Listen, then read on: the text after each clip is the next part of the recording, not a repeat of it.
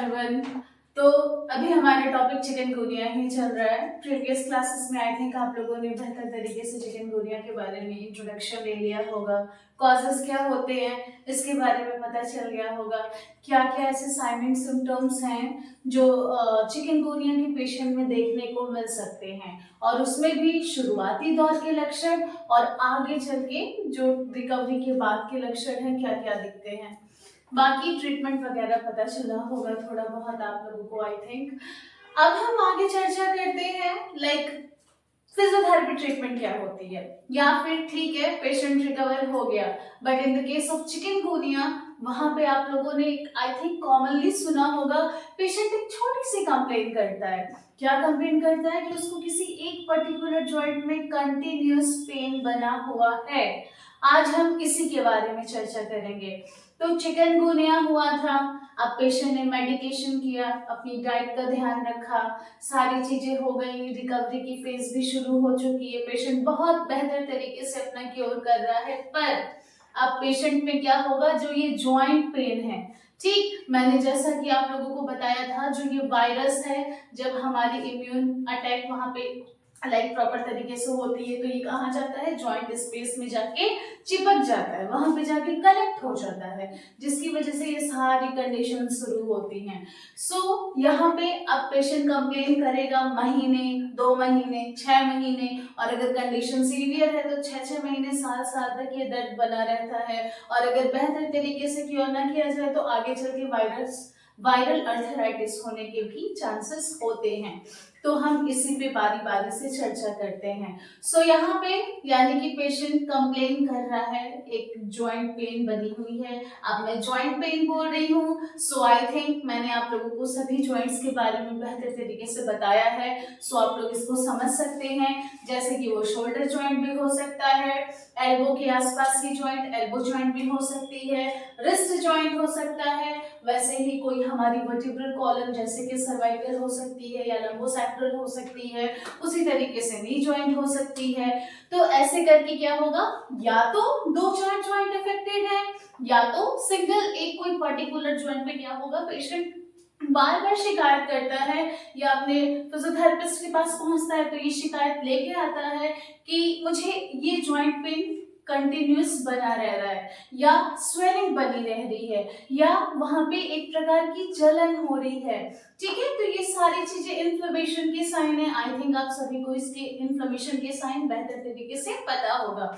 और हम आगे बढ़ते हैं, तो यहाँ पे किस प्रकार पेशेंट की उस पेन को हम सबसाइड करके उसकी कंडीशन को ठीक करते हुए उसको एडीएल तक पहुंचा सकते हैं, यही हमारा मेन गोल होना चाहिए। यहाँ पे सबसे पहली चीज तो जो पेशेंट को पेन हो रहा है, हमें उस पेन को कम करना है। उस कंडीशन में बहुत सारी चीजें हैं, प्रोटोकॉल्स हैं, मैं बारी बारी से बताना शुरू करती हूँ। सबसे पहली चीज, अक्यूट कंडीशन में पेशेंट को कोल्ड ट्रीटमेंट दी जा रही थी, कोल्ड थेरेपीज दी जा रही थी, आइस इस्तेमाल किया जा रहा था। बट कंडीशन थोड़ी क्रॉनिक हो रही है, उस कंडीशन में हीटिंग पैड वगैरह प्रोवाइड किया जा सकता है, और वहां पे पता करते रहना है कि पेशेंट को किस थेरेपी से ज्यादा आराम मिल रहा है। ठीक है, जो प्रेफरेबल है उसी को प्रोवाइड किया जाए।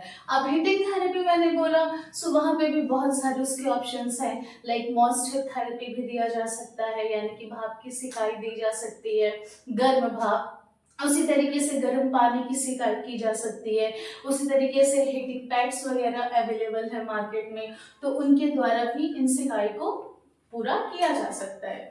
उसके बाद आगे चलते हैं, यहाँ पे पेशेंट को जेंटल एक्सरसाइजेस शुरू करनी है। जिस पर्टिकुलर जॉइंट पे पेन है वहां से जुड़ी हुई कुछ जेंटल एक्सरसाइजेस अब धीरे धीरे शुरू करना बहुत जरूरी है। ठीक है, थोड़ी सी सर्कुलेशन इंप्रूव होती रहे, सूजन भी कम हो, इन चीजों पे ध्यान देना बहुत जरूरी है।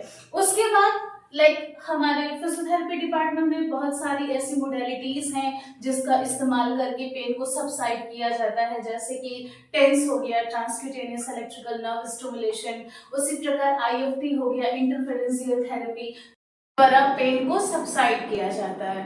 उसके बाद बहुत सारे पैराफिन वैक्स बाथ एंड बहुत सारी चीजें ऐसी हैं, लाइक मूव किसी का जिसको बोलते हैं। अगर आप लोगों ने ऐसी चीजों को कराया है तो पता होगा, अदरवाइज नाम थोड़ा सा आप लोग याद रखिएगा। ठीक है, तो ये अलग अलग चीजें थी। तो इनसे क्या हुआ, लाइक ठीक है, पेशेंट को थोड़ी सी हिटिंग मिली, पेन सबसाइड हुआ। After that exercise most important है, पेशेंट को करना बहुत जरूरी है।